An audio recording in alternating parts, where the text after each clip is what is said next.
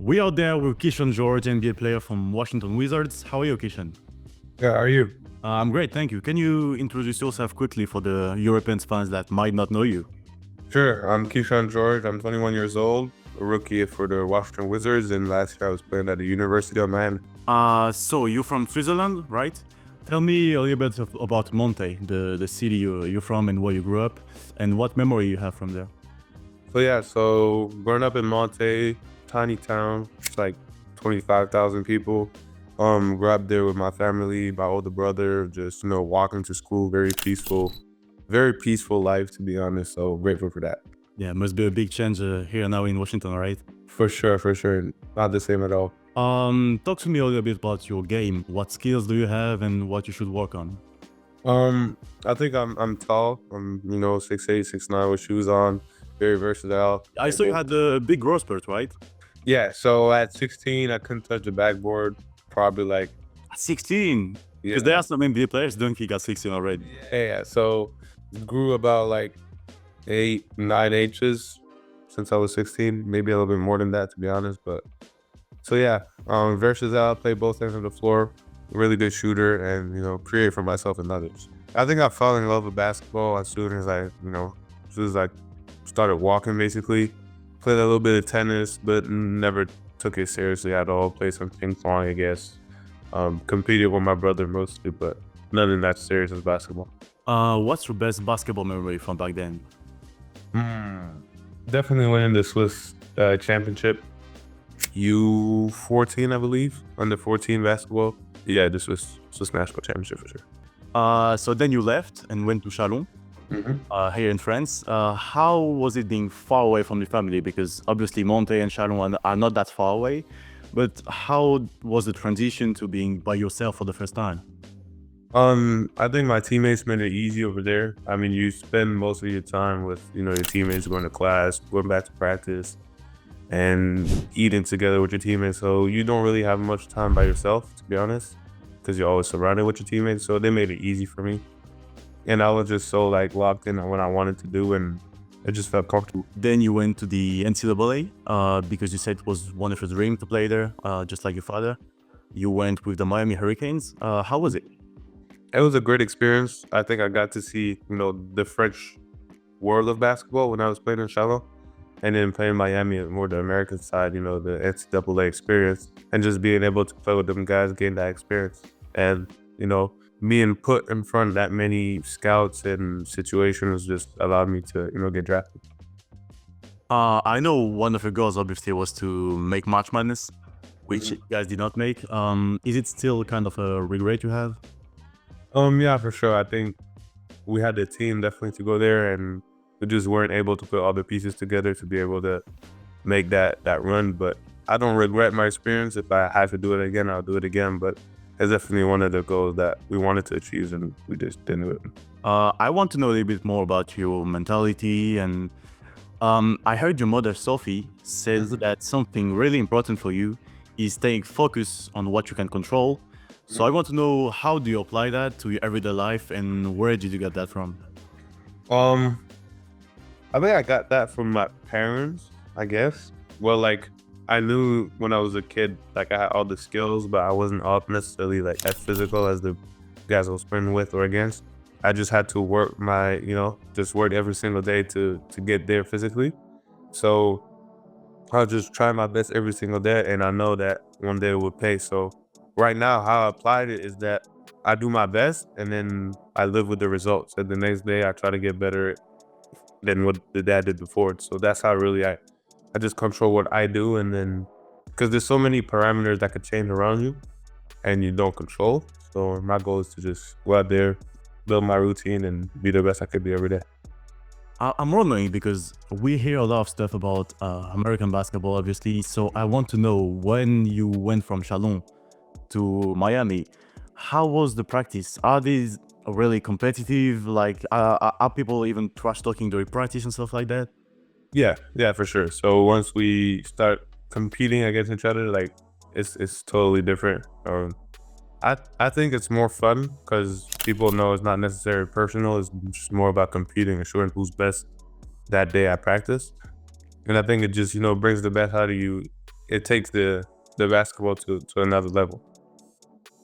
Take us through draft day, because you went one and done. You just did 1 year in NCAA, and you were selected 24th. Did you expect to be this high? Yeah. So talking with my agents, talking with different people, I was projected to be late first round. During the pre-draft process, our goal was for me to move up a little bit higher. But yeah, selected 24th. I mean, it's a blessing to be in the league, and I'm just enjoying the process. This season as a rookie, you are averaging 8.1 points per game currently, which is more than what you used to average in the NCAA season. How do you explain that, and what are the differences between the college ball and NBA ball? I think my work, first of all, I put in work every single day to be able to play at my best, and I think it's only the beginning, but it's already starting to show, since the trade deadline and stuff like that. But I'll say just finding the groove. Obviously, the ball is moving well, and the ball is just finding me, and I just play with confidence, and the game is coming to me smoothly. What has surprised you the most from the NBA world? Is it like the infrastructures, the road trip, or is it? How well organizations, the Wizards take care of us. There's always, people around to make sure that we have all we need, take care of our luggages, our shoes, even outside of basketball, things we want to do off the court, meet different businesses. They just have the people and the will to, provide us with everything we need, basically. You landed here in Washington alongside Alexar and Bilal, who was already there. Tell me about your relationship with them. It's super cool. Super young team, super young guys. Also being drafted with Bub and Alex makes it easier because all the press conferences. I mean, we're all living kind of the same thing together. So we kind of, talk to each other about that. And to have the other two French speakers, Alex and Bilal, it just makes it more fun, have a little French speaking connection. And I see you guys trying to teach French to some players. Yeah. Sometimes, Jordan Poole's starting to learn a little bit, yeah. By the way, Bilal told me that you guys speak a lot of French during the game. How true is that? Yeah, it's true. I mean, it just comes naturally.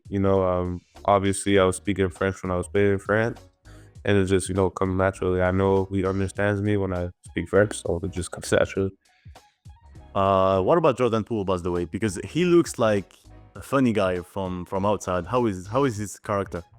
He's great. I mean, he comes to every single day with a smile, brings that energy, loves the game, and he just wants us to be the best version of ourselves every single day, and he pushes us towards that.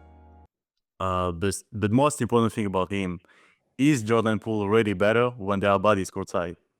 Yes. I knew that. That was.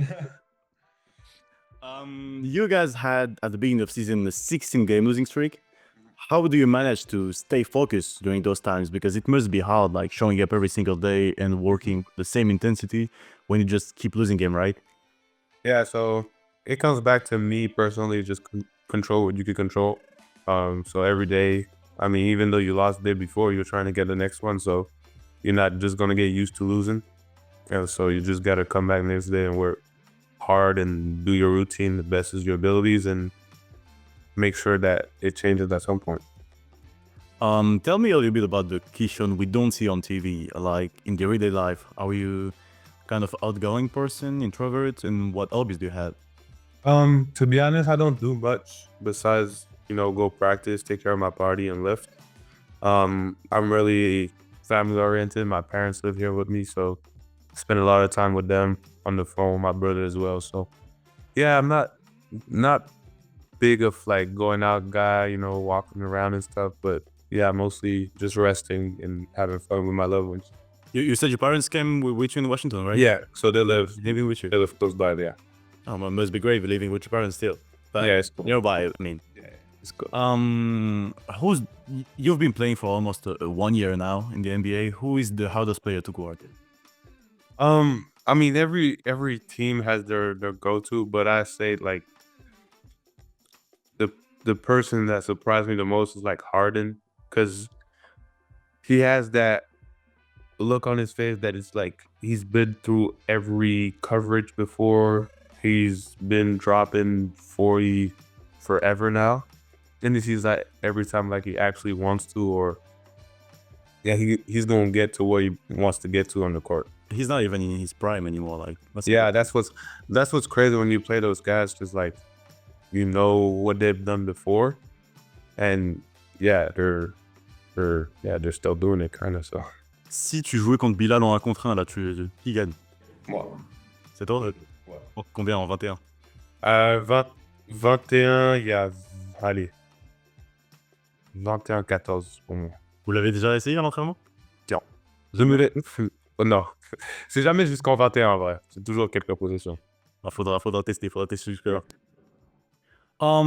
You said, you announced actually recently that you have chosen to play for Canada and not for Switzerland. Can you explain that choice? So I'm hoping to make the Canadian national team.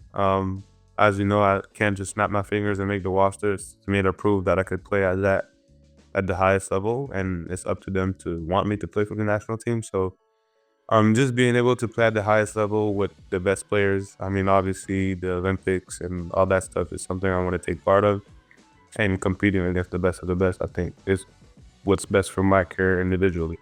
You want to beat France in the next Olympic, right? I want to beat everybody and win gold in the next Olympic for sure. Have you gotten any rookie treatment? Like, did you carry the bags, bring some stuff to eat, something like that? So obviously we're 3 rookies, so it makes it way easier. We have to bring Chick-fil-A on the planes, on the away games, and I have to carry a little SpongeBob bag with some candies inside. But it's really easy stuff, to be honest. Do you have it with you right now, the SpongeBob bag? Yeah, it's somewhere in my stuff, to be honest. It's somewhere. Myself, I've just lived the NBA career through NBA 2K, to be honest. So I need to know from like a proper NBA player, how is life in the NBA? Is it like tiring, and is it just like you imagine? I think it's just like I imagine. It depends how much you love it, to be honest. It depends how much you love it, how bad you want it to. But I think you can't get much better life conditions than this. Are there some downsides like people don't really know about? Well, traveling, obviously, you're not much home.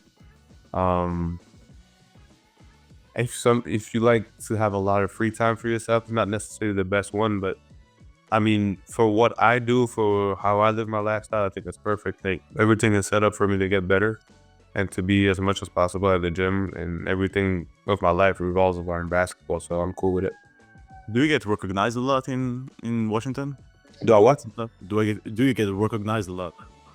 A little bit, not a lot. And I think people are super like cool with it because they know what it's like, I think, and they don't bother you too much. It's just a quick picture and they let you go. I read something on Twitter the last day. It was something about your hair, actually.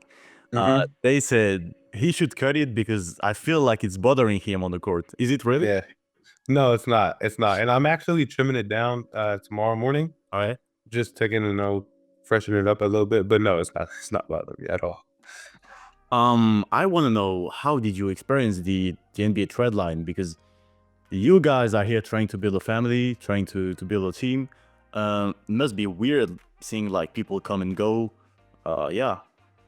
It's definitely weird, but again, it's something I can't control. I mean, it doesn't change my view of things personally, so it's just like, I guess we're gonna see, and we pray for the best. That's it.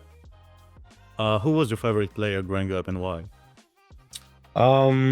Watched a lot of Vince Carter, Allen Iverson. I didn't have one in particular because we used to watch those like highlight tape they used to make in CDs our dad bought us. But yeah, Vince Carter, just by his dumps, I just think they were amazing. Is there one player like you are really looking forward to play? Like, I don't know, some LeBron James or someone like that? Before the season, I just wanted to play every superstar because they all have their own thing that you want to experience to see how it is in real life. Last but not least, what are your career goals and what do you want to achieve as a player? Definitely want to win a championship and, build a legacy that I'm one of the greatest to play the sport of basketball, and just to be at peace on myself personally, to know that I've given everything to the sport and that I got to my full potential. All right, and we're good. Thank you, Kyshawn. I appreciate that. Thank you. See you. See you.